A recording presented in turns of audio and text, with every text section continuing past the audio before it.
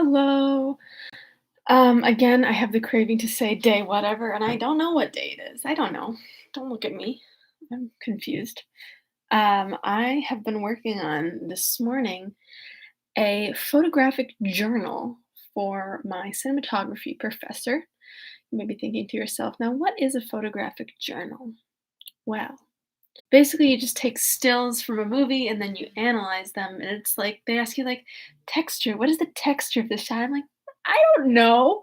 Then I was looking at my TA's example of like a shot with or without texture, and I'm like, I can't tell the difference.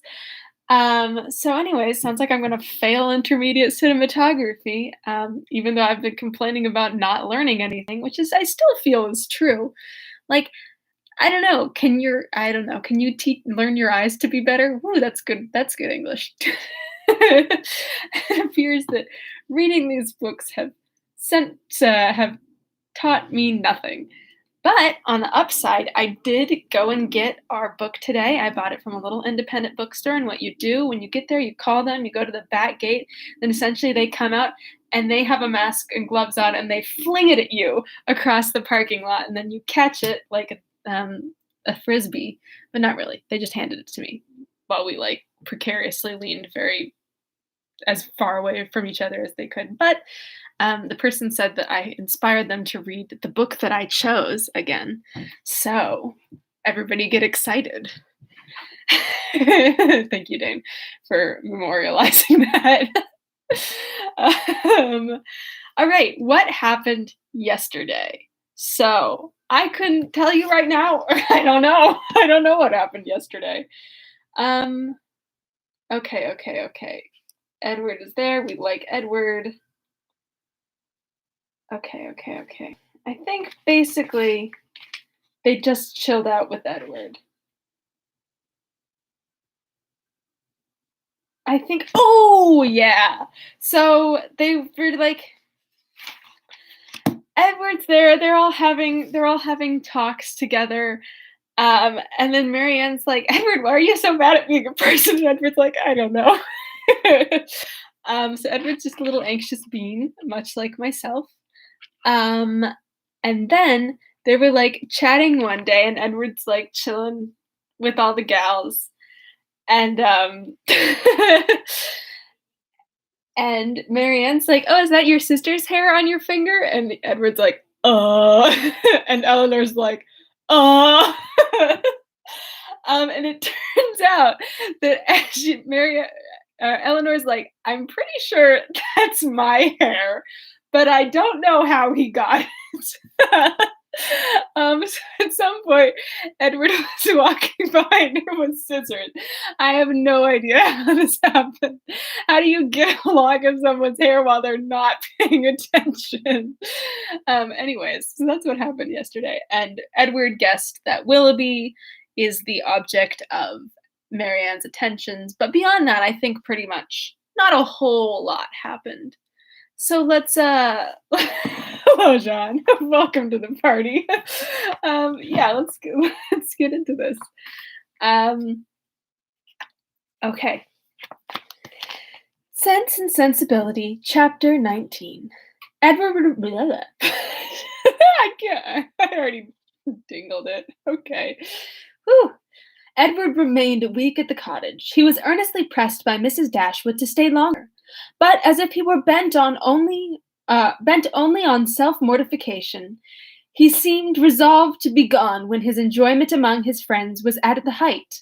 His spirits during the last 2 or 3 days, though still very unequal, were greatly improved. He grew more and more partial to the house and environs, never spoke of going away without a sigh, declared his time to be wholly disengaged, and even doubted to what place he should go when he left them.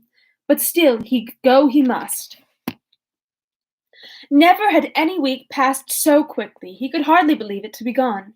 He said so repeatedly. Other things he said too, which marked the turn of his feelings, and gave the lie to his actions. He had had no pleasure at Norland. He detested being in town, but neither to Norland or London he must go. He valued their kindness beyond anything, and his greatest happiness was in being with them, Yet he must leave them at the end of the week, in spite of their wishes and his own, and without any restraint on his time. Eleanor placed all that was astonishing in this way of acting to his mother's account, and it was happy for her that he had a mother whose character was so imperfectly known to her as to be the general excuse for everything strange on the part of her son. Disappointed, however, and vexed as she was, and sometimes displeased with his uncertain behavior to herself, she was very well disposed on the whole to regard his action with all the candid allowances and generous qualifications which had been rather more painfully extorted from her for Willoughby's service by her mother. His want of spirits, of openness, of consistency, were most usually attributed to his want of independence, and his better knowledge of Mrs. Ferris's disposition and designs. The shortness of his visit, the steadiness of his purpose in leaving them, originated in the same ferreted inclination, the same inevitable necessity of temporizing with his mother. The old, well established grievance of duty against will, parent against child, was the cause of all. She would have been glad to know when these difficulties were to cease, this opposition was to yield, when Mrs. Ferris would be reformed, and her son be at liberty to be happy. But from such vain wishes she was forced to turn for comfort to the renewal of her confidence in Edward's affection, to the remembrance of every mark of regard in look or word which fell from him while at Barton, and above all to that flattering proof of it which he constantly wore round his finger. "I think, Edward," said Mrs. Dashwood, as they were at breakfast the last morning, "you would be a happier man if you had any profession to engage your time, and give an interest to your plans and actions. Some inconvenience to your friends, indeed, might result from it. You would not be able to give them so much of your time, but, with a smile, you would be materially benefited in one particular at least. You would know where to go when you have left them." "I do assure you," he replied, "that I have long thought on this point, and you think now, as you think now. It has been and is and probably will be, and probably will always be a heavy misfortune to me, that I have no necessary business to engage me, no profession to give me employment, or afford me anything like independence. But unfortunately my own nicety and the nicety of my friends have made me what I am, an idle, helpless being. We never could agree in our choice of profession. I always preferred the church, as I still do. But that was not smart enough for my family. They recommended the army.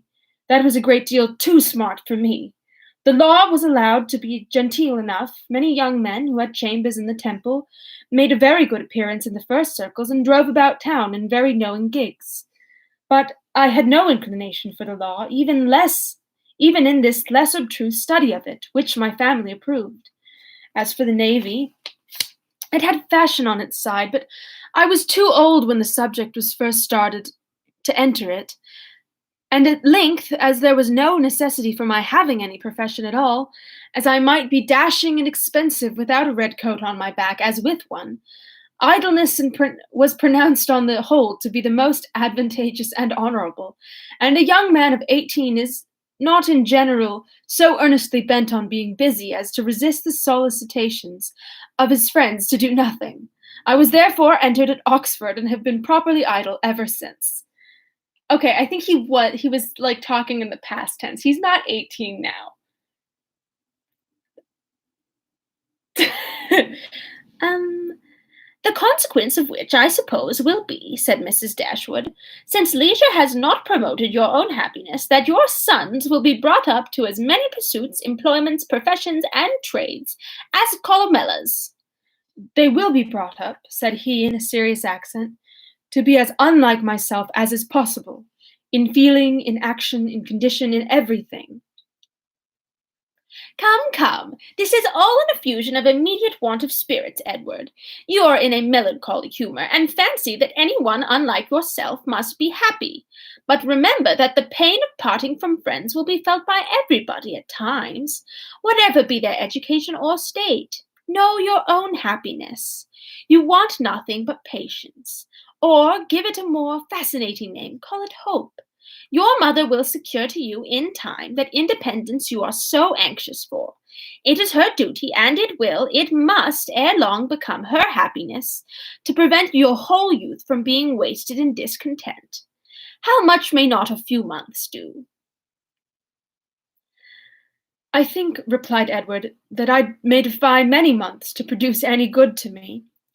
This desponding turn of mind, though it could not be communicated to Mrs. Dashwood, gave additional pain to them all in the parting, which shortly took place and left an uncomfortable impression of Eleanor's feelings especially, which required some trouble and time to subdue.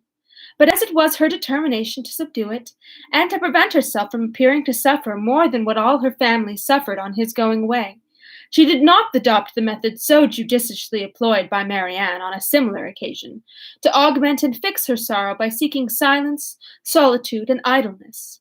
Their means were as different as their objects, and equally suited to the advancement of each. Eleanor sat down to her drawing table as soon as he was out of the house, busily employed herself the whole day, neither sought nor avoided the mention of his name, appeared to interest herself almost as much as ever in the general concerns of the family, and if, by this conduct, she did not lessen her own grief, it was at least prevented from unnecessary increase, and her mother and sisters were spared much solicitude on her account. Oh, Patricia. um, Such behavior as this, so exactly the reverse of her own, appeared to no more meritorious to Marianne than her own had seemed faulty to her. The business of self-command she settled very easily. With strong affections it was impossible, with calm ones it could have no merit. That her sister's affections were calm, she dared not deny, though she blushed to acknowledge it, and of the strength of her own she gave a very striking proof by still loving and respecting that sister, in spite of this mortifying conviction. Without shuttering herself up from her family, or leaving the house in determined solitude to avoid them, or lying awake the whole night to indulge meditation, Eleanor found every day afforded her leisure enough to think of Edward, and of Edward's behavior in every possible variety which the different state of her spirits at different times could produce, with tenderness, pity, approbation, censure, and doubt. There were moments in abundance when, if not by the absence of her mother and sisters, at least by the nature of their employments, conversation was forbidden among them, and every effect of solitude was produced. Her mind was inevitably at liberty. Her thoughts could not be chained elsewhere, and the past and the future, on a subject so interesting, must be before her, must force her attention and engross her memory, her reflection, and her fancy. From a reverie of this kind, she sat at her drawing table. As she sat at her drawing table, she was roused one morning, soon after Edward's leaving them, by the arrival of company. She had happened to be quite alone. The closing of the little gate at the entrance of the green court in front of the house drew her eyes to the window, and she saw a large party walking up to the door. Amongst them were Sir John and Lady Middleton and Mrs. Jennings, but there were two others, a gentleman and a lady, who were quite unknown to her. She was sitting near the window, and as soon as Sir John perceived her, he left the rest of the party to the ceremony of knocking at the door, and stepping across the turf, obliged her to open the casement to speak to him, though the space was so short between the door and the window as to make it hardly possible to speak at one without being heard at the other. "Well," he said, "we have brought you some strangers. How do you like them?" "Hush, they will hear you." "Never mind if they do. It is only the Palmers. Charlotte is very pretty, I can tell you. You may see her if you look this way." As Eleanor was certain of seeing her in a couple minutes, without taking that liberty, she begged to be excused. "Where is Marianne? Has she run away because we are come? I see her instrument is open." "She is walking, I believe." They were now joined by Mrs. Jennings, who had not patience enough to wait till the door was opened before she told her story. She came I love it. She came hallooing to the window. Ah, I love the halloo. There's a Shakespeare line that says, halloo your name to the reverberate hills and make the babbling gossip of the air cry out, Olivia from Twelfth Night. Halloo. That's the second time ever I've seen that word. Okay. I lost it. Oh, there we are. Okay. "How do you do, my dear? How does Mrs. Dashwood do? And where are your sisters?" What? All alone? You will be glad of a little company to sit with you. I have brought my other son and daughter to see you. Only think of their coming so suddenly. I thought I heard a carriage last night while we were drinking our tea, but it never entered my head that it could be them. I thought of nothing but whether it might not be Colonel Brandon come back again. So I said to Sir John, I do think I hear a carriage. Perhaps it is Colonel Brandon come back again. Eleanor was obliged to turn from her in the middle of her story to receive the rest of the party. Lady Middleton introduced the two strangers. Mrs. Dashwood and Margaret came down the stairs at the same time, and they all sat down to look at one another while Mrs. Jennings continued her story as she walked through the passage into the parlor, attended by Sir John. Like her in every respect. She was short and plump, had a very pretty face, and the finest expression of good humor in it that could possibly be. Her manners were by no means so elegant as her sister's, but they were much more prepossessing. She came in with a smile, smiled all the time of her visit except when she laughed, and smiled when she went away. Her husband was a grave-looking young man of 5 or 6 and 20, with an air of more fashion and sense than his wife, but of less willingness to please or be pleased. He entered the room with a look of self-consequence, slightly bowed to the ladies without speaking a word, and after briefly surveying them and their apartments, took up a newspaper from the table and continued to read it as long as he stayed. Mrs. Palmer, on the contrary, who was strongly endowed by nature with a turn for being uniformly civil and happy, was hardly seated before her admiration of the parlor and everything in it burst forth. Well, what a delightful room this is! I never saw anything so charming. Only think, mamma, how it has improved since I was here last. I always thought it was such a sweet place, ma'am, turning to Mrs. Dashwood. But you have made it so charming. Only look, sister, how delightful everything is. How should I like such a house for myself? Would you not, Mr. Palmer? Mr. Palmer made no answer, and did not even raise his eyes from the newspaper. I'm pretty sure Mr. Palmer is played by Hugh Laurie in the movie version, and just fantastically. Okay. Mr. is not him, he said, laughing. He never does sometimes. It's so ridiculous. This was quite a new idea to Mrs. Dashwood. She had never been used to find wit in the inattention of anyone, and could not help looking with surprise at them both. Mrs. Jennings, in the meantime, talked on as loud as she could, and continued her account of their surprise the evening before on seeing their friends without ceasing till everything was told. Mrs. Palmer laughed heartily at the recollection of their astonishment, and everybody agreed 2 or 3 times over that it had been quite an agreeable surprise. Oh, dang. I think the next book had less house talk. You may believe how glad we all were to see them, added Mrs. Jennings, leaning forwards toward Eleanor and speaking in a low voice, as if she meant to be heard by no one else, though they were seated on different sides of the room. But, however, I can't help wishing they had not travelled quite so fast, nor made such a journey of it. For they came all round by London upon account of some business, for you know, nodding significantly and pointing to her daughter, it was wrong in her situation.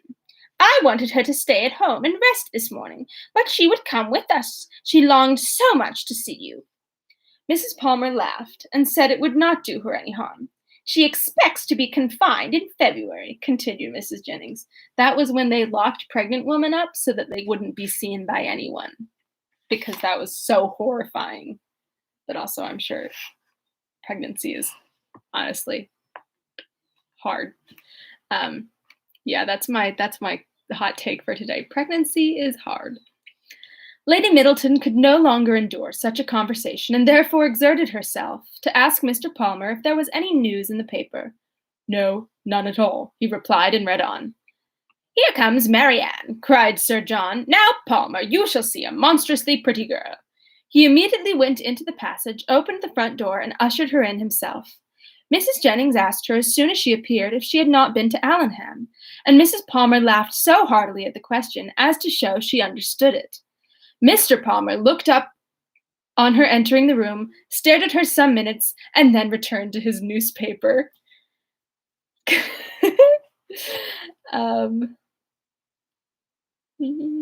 Mrs. Palmer's eye by the drawings which hung round the room. She got up to examine them. "Oh dear, how beautiful these are! Well, how delightful! Do but look, mamma, how sweet! I declare they are quite charming. I could look at them forever." And then, sitting down again, she very soon forgot that there were any such things in the room. When Lady Middleton rose to go away, Mr. Palmer rose also, laid down the newspaper, stretched himself, and looked at them all round. "My love, have you been asleep?" said his wife, laughing.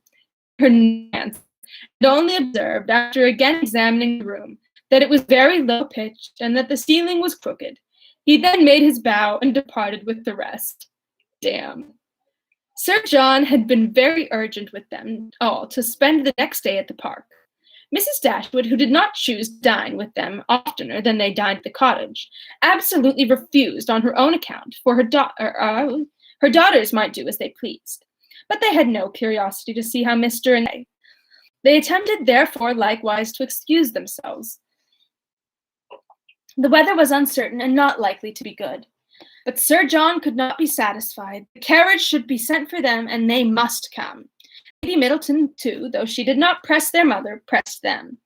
Mrs. Jennings and Mrs. Palmer joined their entreaties. All seemed equally anxious to avoid a family party, and the young ladies were obliged to yield. "Why should they ask us?" said Marianne as soon as they were gone. "The rent of this cottage is said to be low, but we have it on very hard terms if we are to dine at the park whenever anyone is staying, either with them or with us." "They mean no less to be civil and kind to us now," said Eleanor, "by these frequent invitations than by those which we received from them a few weeks ago. The alteration is not in them if their parties are grown tedious and dull. We must look for the change elsewhere." Chapter 20. As the Miss Dashwoods entered the drawing-room of the park the next day, at one door Mrs. Palmer came running in at the other, looking as good-humoured and merry as before. She took them all most affectionately by the hand and expressed great delight in seeing them again. "I am so glad to see you," she said, seating herself between Eleanor and Marianne, "for it is so bad I was you might come, which would be a shocking thing as we go away again tomorrow. We must go, for the Westons come to us next week, you know.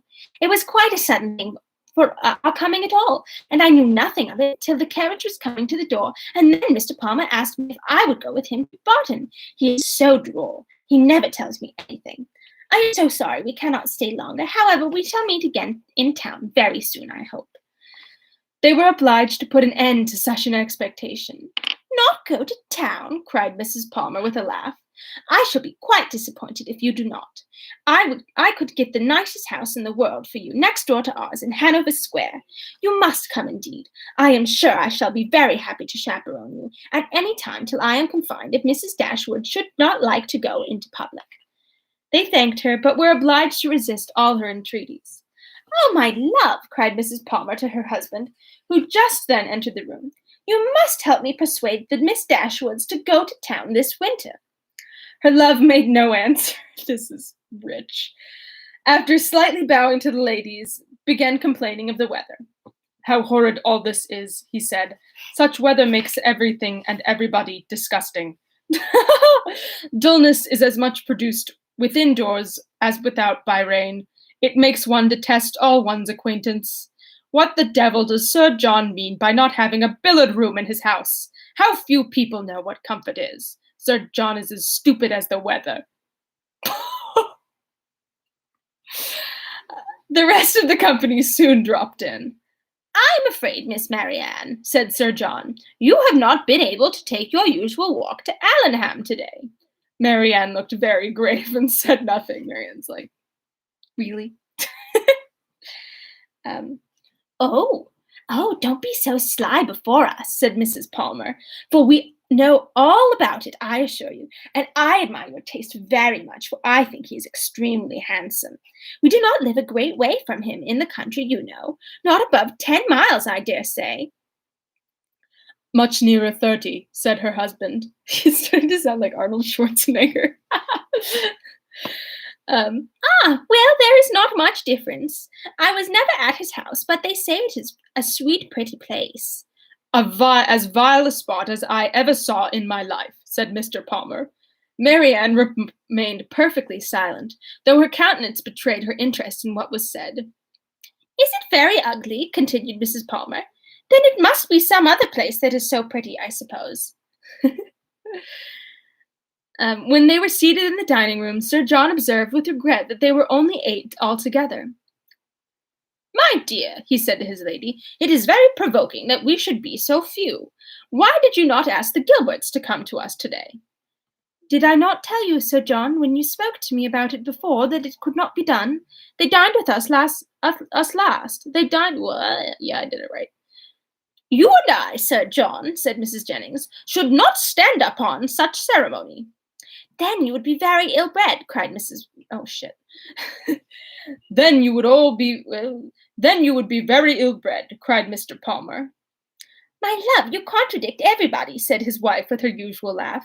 Do you know that you are quite rude?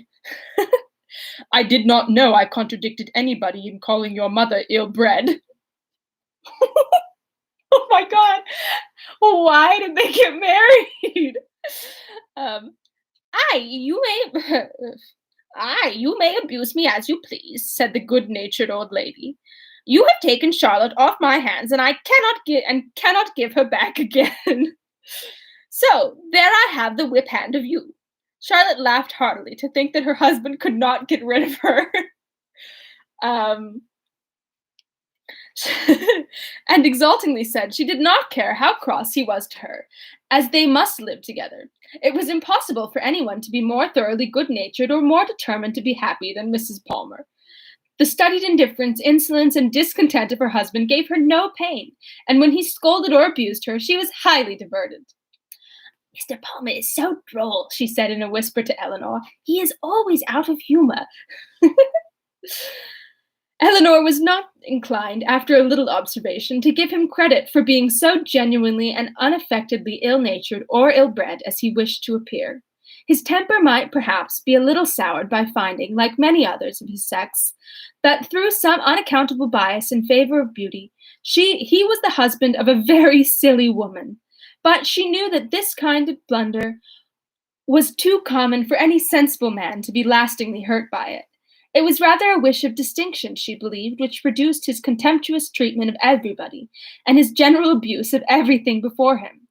It was the desire of appearing superior to other people.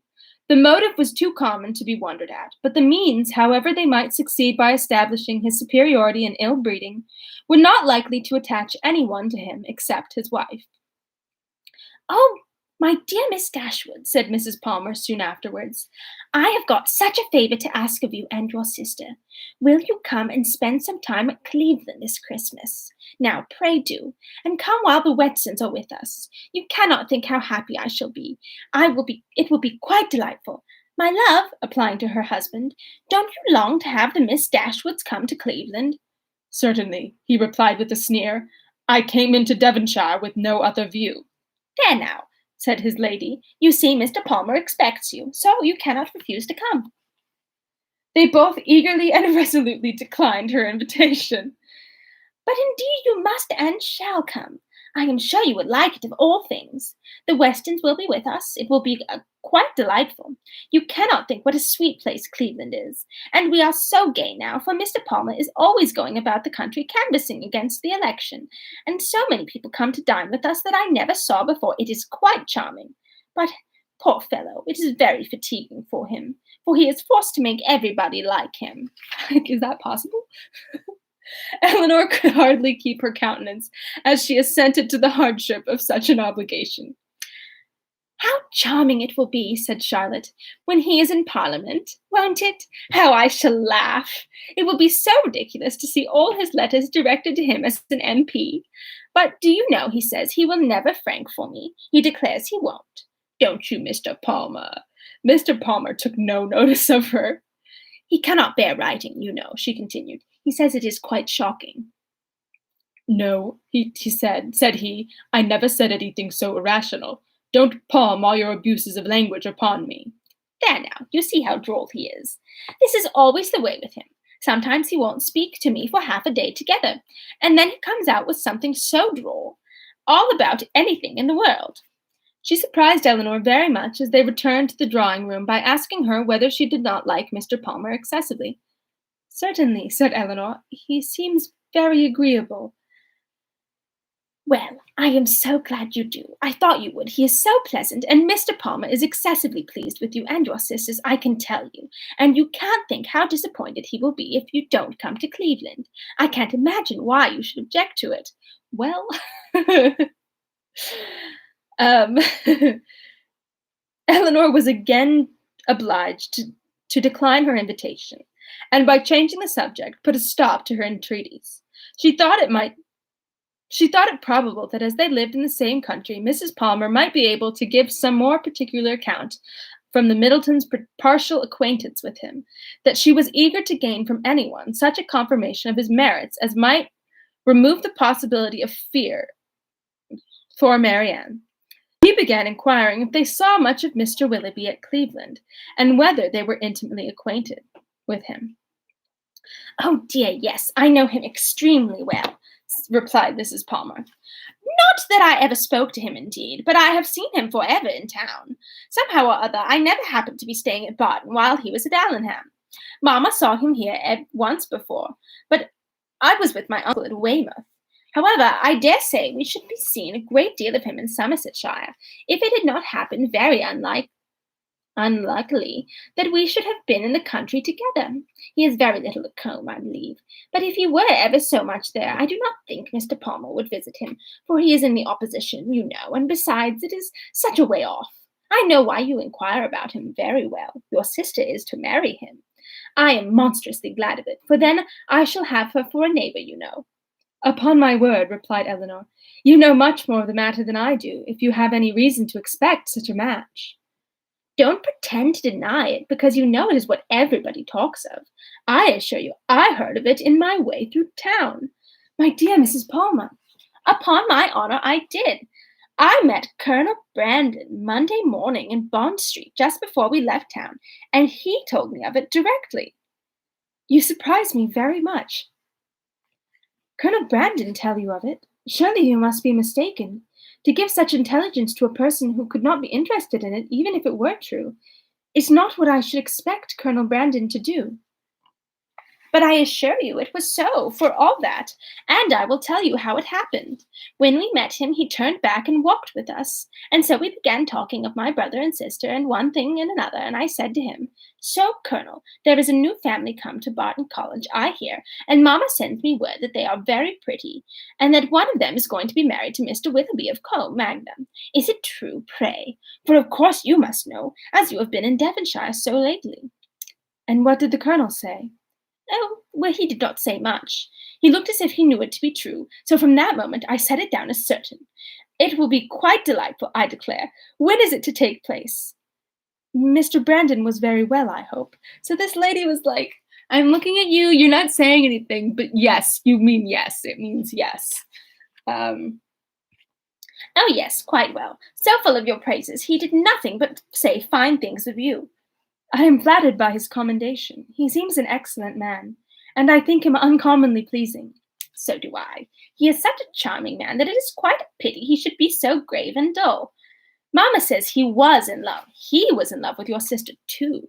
I assure you it was a great compliment if he was, for he hardly ever falls in love with anybody. I wish I love that. He hardly ever falls in love with anybody. I feel like that's like an oxymoron. Like hardly ever and then fall in love, which is just like hardly ever is like very like staunch and like very collected, and then falls in love is just like, ah shit, I did it again. Where he hardly ever falls in love with anybody. Just every once in a while, a couple times a month. That's me. Um Is Mr. Willoughby much known in your part of Somersetshire? Said Eleanor. Oh, yes, extremely well. That is, I do not believe many people are acquainted because Combe Magna is far off, but they all think him extremely agreeable, I assure you. Nobody is more liked than Mr. Willoughby wherever he goes, so you may tell your sister. She is a monstrous lucky girl to get him, upon my honor. Not that he is much more lucky in getting her, because she is so very handsome and agreeable that nothing can be good enough for her. However, I don't think her hardly handsomer than you, I assure you, for I think you both excessively pretty, and so does Mr. Palmer too, I am sure, though we could not get him to own to it last night. Mrs. Palmer's information respecting Willoughby was not very material, but any testimony in his favor, however small, was pleasing to her. I am so glad we got acquainted at last, continued Charlotte, and I now hope we shall always be great friends. You can't think how much, can't, I don't know, think how much I long to see you. It is so delightful that you should live at the cottage. Nothing can be like it, to be sure. I am so glad, and I am so glad that your sister is going to be well married. I hope you will be a great at Combe Magna. Oh, I hope you will be a great deal at Combe Magna. It is a sweet place by all accounts. You have been long acquainted with Colonel Brandon, have you not? Oh, have not you? Um, yes, a great while, ever since my sister married. He was a particular friend of Sir John's, I believe. I believe, she added in a low voice, he would have been very glad to have had me if he could. But Sir John and Lady Middleton wished it very much, but Mamma did not think the match good enough for me, otherwise Sir John would have mentioned it to Colonel, and we should have been married immediately. Did not Colonel Brandon know of Sir John's proposal to your mother before it was made? Had he never owned his affection to yourself? Oh, no, but if Mamma had not objected to it, I dare say he would have liked it of all things. Had he not seen me then above twice, for it was before I left school. However, I am much happier as I am. Mr. Palmer is just the kind of man I like. Wow, I guess to each his own. What is it? It's like Phantom Thread. I guess there really is somebody for everybody. um Woo, I love this. That was fun. All right, that's also the end of the chapter. I'm not just talking your ear off. Woo, that was a long, long bit. I think I figured out my voice has been hurting. Woo, we're almost at the end of volume 1.